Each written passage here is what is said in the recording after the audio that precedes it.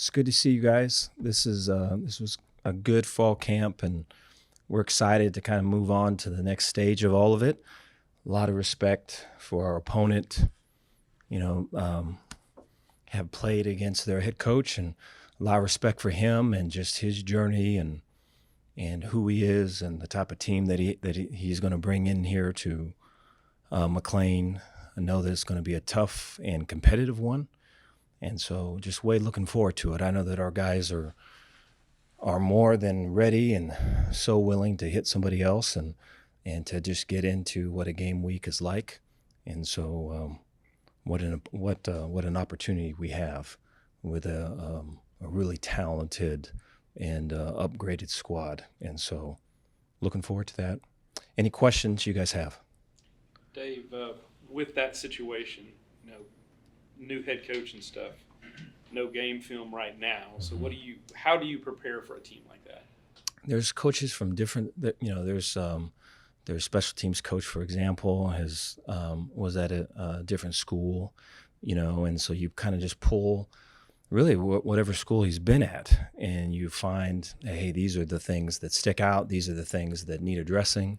These are the things that could cause us problems, and you make sure that it's addressed, and there's a plan, and there's a level of readiness where that show up. But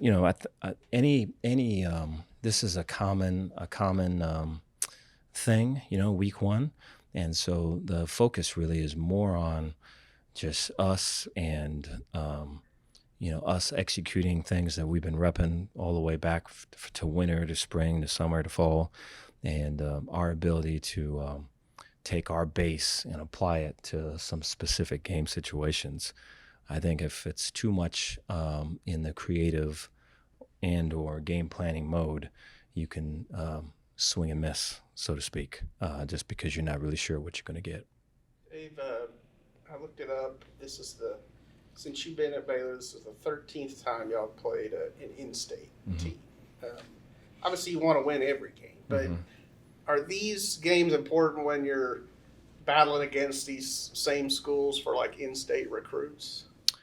Appreciate that. Yeah, I think that anytime it's in-state and there's those relationships, I think for bragging rights, I'm sure, and for recruits, I know it does factor in. I think or I'd like to think that we have to. There's a greater push for us to go and just kind of do our thing regardless, and so I'm hopeful that that's what it is. But to say that it's not completely, or it's all completely that, I think would be fabrication. And so I think for example, in Texas State, the receiver coach was a grad assistant when I was at Hawaii, and just during summer we were back in Hawaii, and he was there with his family, and so those relationships and everything, and I'm sure that there's a little bit more riding on the line for him with all of it, and so I think that's just a natural thing, and I think that's throughout. You obviously have your scrimmages and all that. How much rotation do you think you'll see from your team in this first game? Do you think the starters will play the full game, barring a nail biter or something like that?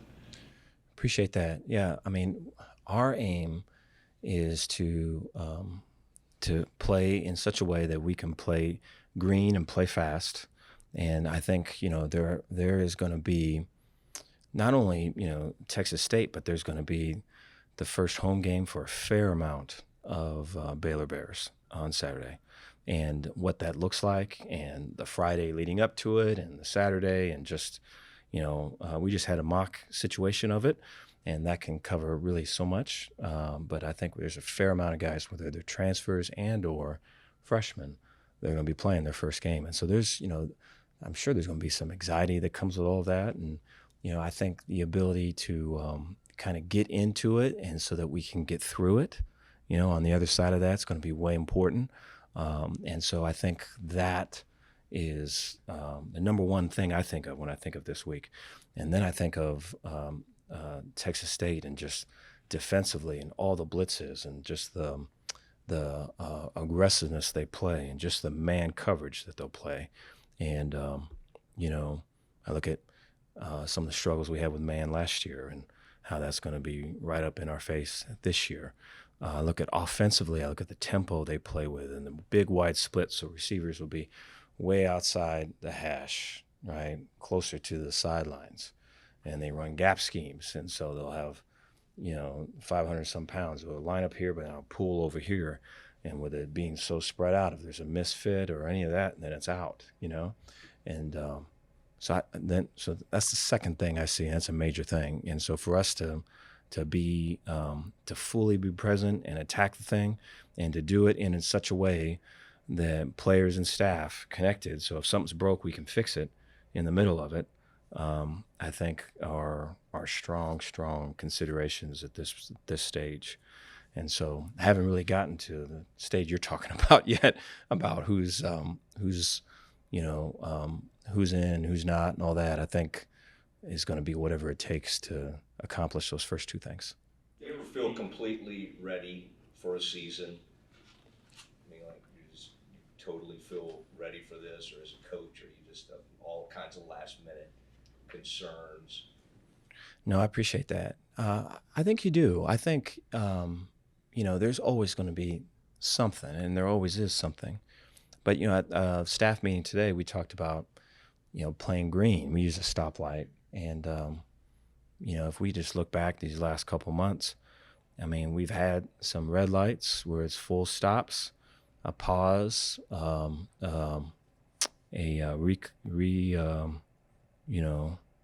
rethink, an inquiry. We've had some yellow lights. We got to slow it down. Let's double check what we're doing here. Is this right? And I think all of that's so that we can play green now, and we're in position to. And I think the whole thing has led up to this thing, to where we don't want to be sitting here waiting for another transfer portal person to parachute in. We got everything we need, and so let's get that heart set, mindset right, and attack it. And so I think that is when you feel ready, and I feel that with us. But there's always going to be something, and it's not a matter of there not being something. It's just a matter of how you handle it in the moment. And I'm positive about that as well with the staff that we have. Dave, the clock change took 5 to 7 plays away from everybody in week 0. Right. How do you approach that? And is it something you think is positive for the game? Appreciate that. We've been repping that throughout fall camp, and we haven't been marked by that so far, and knock on wood with that. But there has been at times it's quick, and a lot of times it's it's the huddle calls that get it. I think when teams are going fast, I think it lends to going fast. I think when you kind of go slow and you huddle and you break, that's a whole other thing. And so I think we still are huddling and we do all that, but the quickness that we get out of the huddle, and I get up to line, and a lot of times an old lineman, I'm gonna settle kind of into my stance, and we don't have time to do that. We've got to get to our alignment, get our hand in the ground, be ready to go. And so I think those changes have shown themselves. Now we haven't played a game with it yet, and so there hasn't been it can get to where the bullets are flying and the smoke is in the air and what's this and what's that, and then on top of it you've got a clock that's tight. So we haven't been in that moment yet, and so our hope is that the training that we've had throughout fall camp can prepare us for that, but we're going to find out pretty soon. Coach, in terms of the running back situation, do you have an idea of who, with that first offensive scrimmage or that first offensive series, who's going to get those touches and how that's going to be distributed game one? Appreciate that. Yeah, don't really think, and have tried not to think about it in terms of here's a starter and here's a backup. Really think of it as both these guys are starters, and both these guys are kind of our guy, and both of these guys can win games for us. Both of these guys can move the chains for us. Both of these guys can get that 1 or 2 yards that we need on a critical 3rd or 4th down. And so I know the belief is totally aligned that way there in Simpson, just in terms of how we're thinking about that. And so I think the challenge has been to try to get both Dom and Richard to believe that themselves, and I feel like they do. And I think the proof's going to be in the pudding of this game coming up and the next, and just in terms of how they're being utilized, and the reps that they're getting, that they feel that it is a two-headed monster, so to speak, and we think of it that way. Dave, along with that, Richard had 200 carries last year. Was that more than you wanted? And with Dom in the equation here, does that number reduce? Yeah, appreciate that. Yeah, I think that's a really high number, and I think along with that, you think about those reps. I think he was still learning pass protection. So really, when Rich came in, that was a run, So he was in the majority of those reps were run. Or for sure, he was getting the ball, but that's when he was in. There's times where those reps weren't happening, he wasn't in, And so I think to get it for part of the talk with Rich is that, hey, we want to be the full thing: first, second, third, run, pass, right? Pass protection, release, wheel routes, angle routes. All the runs that we're running, the mid zone, the wide zone, all of those things. And then the same with Dom. And so to be the complete guy, and to do that, you've got to play each snap in a way violent and fast mode. And, for Richard, Dom can help you with that, and then vice versa. And so that's the belief, And so I think the ability to do that, and then still be able to if a guy gets hot for the sake of a team, to be able to kind of ride that guy, and then still keep the other guy available to kind of be the counter punch off of it, and then to build him back up throughout the game. I think that's where the art of it comes in. But it's a good problem to have. Coach, coming from a defensive perspective like you do, what impresses you or stands out about GJ and the offense that kind of set the world on fire last year for him at Incarnate Word? Appreciate that. The splits, the speed, so they're and then just their mastery over what they do. And so a lot of counter. So they'll pull both the guard and tackle, and they'll do it from big open sets to where everyone's spread out.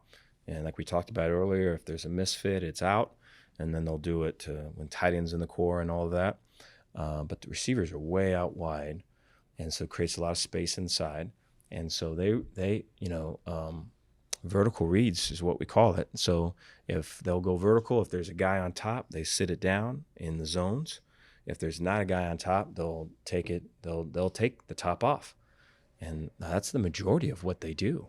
And they do it really fast, and they do it well, and there's a confidence, and it allows guys athleticism to kind of take over.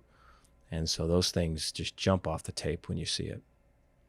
Dave, what is the status of Jarrell Boykins heading into this week? He will not be ready this week. I think he's probably, I'm hopeful that at most 2 weeks out from this stage. I think at the most it's that. Could be sooner. What do you see from Texas State? Appreciate that. I see athleticism. I see aggressiveness. I see throw caution to the wind. I see belief. I see chip on the shoulder, and so all of that is staring at you when you watch them on tape, or you read the comments, or you watch the the press conferences and things. And I think for them, it's got to be pretty invigorating to be a part of that. And I know that we have to match that and better it. Dave, with the offensive line, a lot of new faces there. How do you feel like that group has developed, and how good do you feel about them? Appreciate that. They've improved throughout. Every week they've improved. And I think there's some still improving to do. I think their ceiling is very high. Their athleticism is very high. And so I think this could be one of the more athletic groups that Grimey and Eric and have ever had. could be the most athletic group. I think the learning that's going on has been way cool, but they're starting from a spot where they didn't really know, you know? And so some of these misfires, so to speak, or miss IDs and everything, are really, that's how they're learning. They're learning it, you know? And so for us to go into this game, to limit kind of those opportunities, to maximize the things that we're really doing well, but then still grow in those areas maybe that were maybe not where we want to be, I think is a way critical thing. And I have total trust in Grimey in to be able to do that. It seems like Clark and Campbell have been here longer than they actually have. They have. Leadership traits and that kind of thing. Yes, appreciate that. Yeah, I think, or I know the leader that Clark comes way easy. You know, we had a team meeting during fall camp. It was at night. We don't have a bunch of those at night. We'll have them throughout the day. So this was the third team meeting of a fall camp thing, which generally we would just have two. And Clark got up and spoke from the heart, and I just way powerful. And you know, there's guys already kind of seeing in him the leader that he was and the person that he was. But it was after that talk, I know that everyone could see it. And so I think that was a way kind of coalescing there around him. Then I think with Campbell, Campbell's been more of the quieter type, way athletic, way, you know, eager to do right and do the thing you're asking him to do. And there's been a fair amount of scrap with him, a fair amount of fight with him. And I think that's been good to see. And, you know, it's a 1-2 punch there. So if you get in Clark's way, you got Campbell right behind him. And so I think it's pretty cool to see. And, you know, I think that has helped kind of solidify that offensive unit and giving them a really good identity. And so, yeah, it does feel like they've been here longer than what they've been. Coach, you've praised Blake's leadership qualities and the way he's taken a step forward in this camp. Mm-hmm. How quickly into that first game, under the lights and everything that goes into it, will you know whether or not he can translate that into a game? Appreciate that. Yeah, I am proud of Blake. You know, this mock game that we just had, you know, he's there motivating guys. He's getting in guys' faces. He's loving them up afterwards. And these are things that you just didn't see, and things that were kind of outside the whole view of kind of, I'm sure, how he saw himself, or, you know. And so I think, you know, going into last year, I know he wanted to be the starter. I don't know if there was a full comprehension of what that job entailed, of everything that came with it, and the responsibilities and the weight that's carried and just all of it. And I think that's a major, major, major difference now, is that he's been on both sides of it now, you know? And so I think just his view of all of it is such that, you know, if things go well to start the game, I don't think the down's going to be very low. If things go really well or high to start the game, I don't think he's going to get too high. And I think he's going to stay kind of medium, because he's seen it all, or seen a lot of it, rather. Anything else? Thank you, guys. Appreciate y'all.